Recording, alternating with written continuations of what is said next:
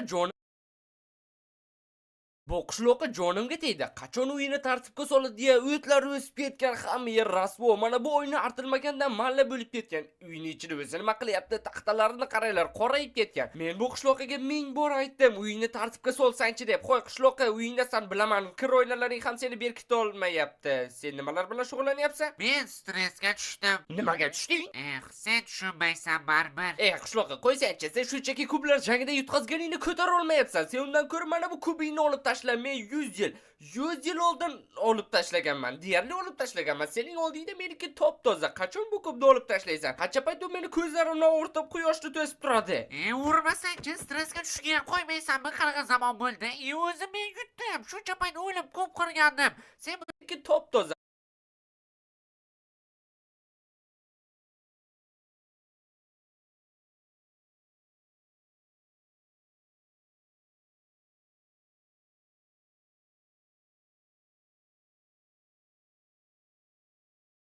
Qachon bu kubni olib tashlaysan? Qancha payt u meni ko'zlarimdan o'rtab quyoshda to'sib turadi?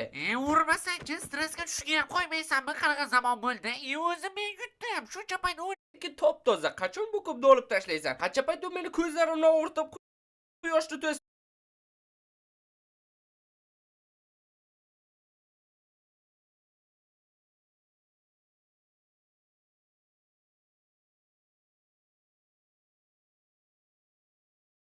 turadi?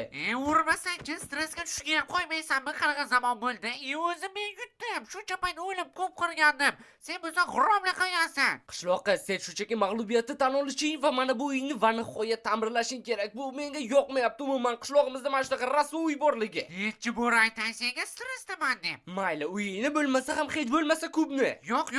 Men seni videoing uchun shuncha harakat qildim. Endi tozalayapmi? Yo'q, o'zing tozala. Yo'qsa umuman videolaringda qatnashmayman.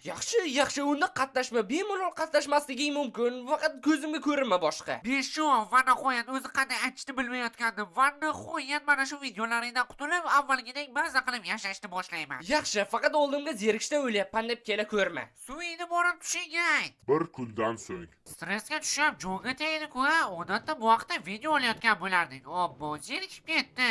Lekin hozir borib kechirim so'rash ham bo'lmaydi. Kechirim so'rashni yomon ko'raman. Menga qandaydir reja kerak. O'zim ham suvda quruqchisam, hammasi avvalgidek bo'lsa. Bo'ldi, endi g'oyani amalga oshirish qoldi. O'zi birinchi bo'lib gap boshlaydi hozir. Balki va nihoyat nima qilayotganingni aytarsan. Birinchi bo'lib gapirdik-ku, oxiri.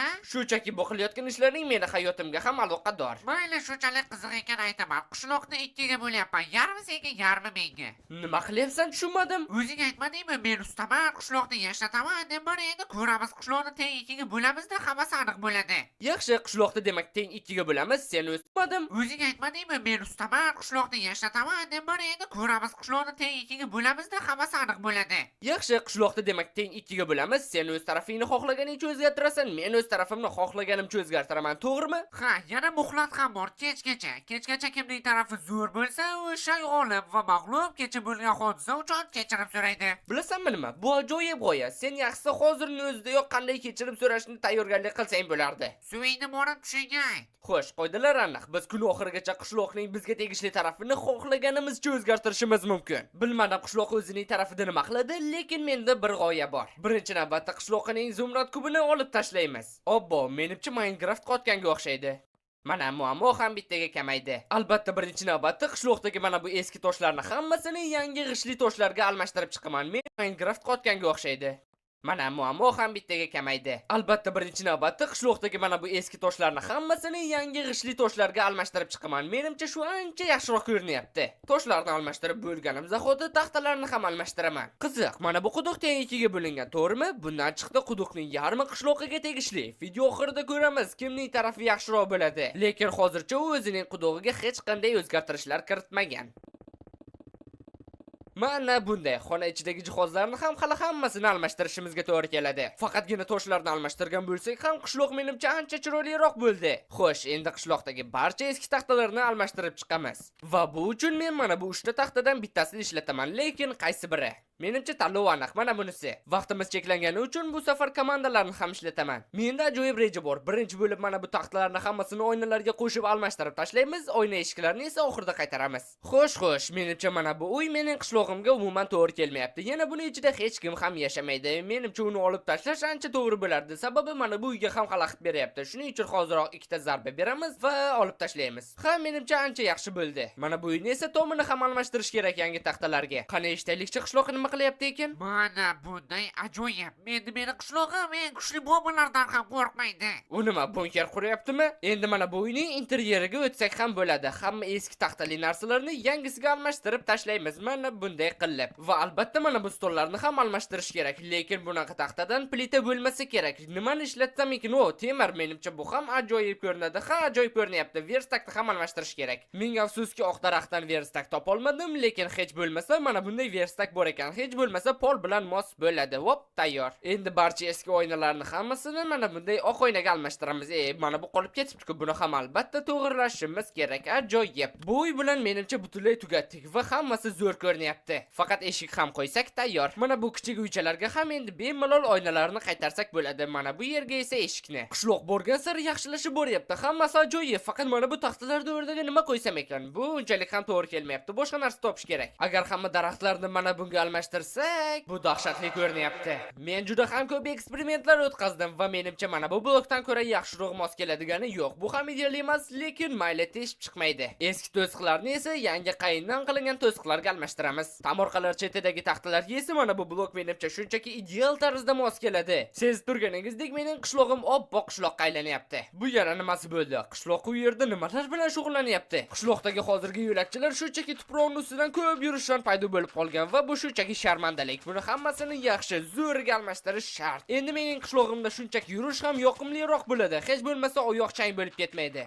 Ajoyib. Bu hattoki men o'ylaganimdan ham yaxshiroq ko'rinyapti. Endi faqat mana bu bir qatorchalarni ham to'g'irlash kerak. Bu ham mening qishlog'imga kiradi-ku baribir, to'g'rimi? Bo'ldi, toshli yo'laklarni o'rnatib bo'ldim. Mana bu yana nima bo'lo bo'ldi? Qishlog'iga nima bo'lyapti axir? Nima u 80-yillarga qaytib qoldimi? Nima uni tarafidan rang o'chib ketdimi yoki? Menimcha tomorqadagi ekinlarni ham almashtirishimiz kerak. Men aynan mana bunday oq o'simlik topdim. Agar bu o'skanda oppoq bo'lsa, ajoyib. Hamma yo'g'iga mana shuni ekaman. Bu nima bilmadim, lekin oq demak bizga to'g'ri keladi. Biz yaratayotgan oppoqqina qishloq uchun bu aynan mos keladi. Faqat yana hammasini o'stirib chiqish kerak. Mana bunday qilib tayyor. Xo'sh, endi qishloqqa nima yetishmayotganligini o'ylashimiz kerak. Endi kichik dekoratsiyalar bilan shug'ullanamiz. Mana bunga o'xshagan gulxan, faqat oldindan ham o'tlarni olib tashlash kerak, yo'qsa yong'in bo'lishi mumkin. Bu esa hazil emas. Qishloqsiz qolsam qishloq yutadi. Gulxan oldida o'tirish uchun esa stollar qo'yamiz. Yo'q, bu juda ham dahshatli ko'rinyapti. O'tirib ham bo'lmas ekan. Mana bular boshqa gap. Menimcha mana bu ancha yaxshiroq ko'rinyapti. O'tirsa ham bo'ladi, bemalol olov oldida.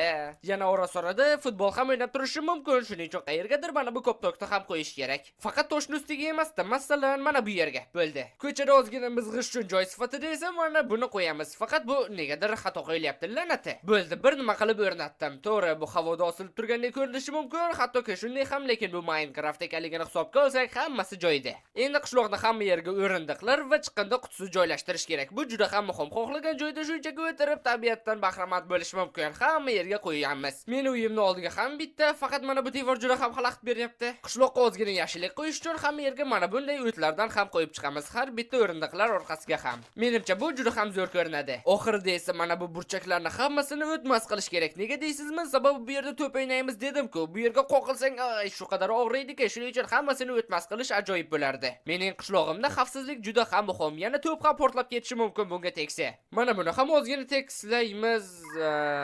Sen bilan hammasi joyidami? Nima bo'ldi bu blokka? Mana tayyor. Mening qishlog'im butunlay tayyor bo'ldi. Endi bo'lsa qishlog'ini kutish qoldi va siz xohlasangiz izohlarga kim yutganini yozib qoldirishingiz mumkin. Kimning qishlog'i yaxshiroq bo'ldi? 1, 2, 3, devor yo'qmi? Qishloqi, adashmasam biz kimning qishlog'i yaxshiroq bo'ladi degandek, seni qishlog'ingga nima qilgan? Qanchalik qo'rqinchli bu? Yaxshi deganda faqat go'zallik tushuniladimi? Xavfsizlikchi, meni qishlog'imga yadroviy bombayda ikkita tushmaydimi? Ha, dahshatli. Kel, birinchi seni qishlog'ingni ko'ramiz. Mana buni ko'ryapsanmi? Nega diaritdan bilasanmi? Nega ekan? Sababi u 200 yil turadi. Nima chiroqlarga tikilyapsan? Bular ham shu. Meni qishlog'imga yadroviy bomba tushsa, hattoki yorug'liksiz ham qolmayman. Rostini aytsam, men bu sen bunker quryapsan deb o'ylabman, lekin bu undan ham o'tib tushdi. Oho, bu yerni alohida ta'mirlabsan-ku, mana bularni qaranglar, voy ko'zlarim og'rib ketyapti bularning hammasidan. Qanchalik ko'zlarni og'ritadigan qala qilibsan sen? Bu qala emas, qishloq. Yana ozgina vaqt yursang ko'zing o'rganadi yoki oqib tushadi. Hattoki mana bunaqa narsalar ham qo'ydingmi? Ha, qishloqing ajoyib. Hali ko'rdi ekdim, nima tushini ham bilmayman, lekin hech narsa tushmaskan. Mayli yur qishloqqa, endi men senga o'zimni qishlog'imni ko'rsataman va u qanday bo'lishini ko'rsataman. Ko'ryapsanmi? Hammasi oq, hammasi chiroylikkina, tozagina, zo'rgina. Mana bu markazda esa mazza qilib kamin oldida o'tirishing mumkin yoki ana bu yerda koptok bor, o'shani tepishing mumkin. Tushunyapsanmi qanchalik mazza? Charchagan vaqting hamma yerda o'rindiqlar bor.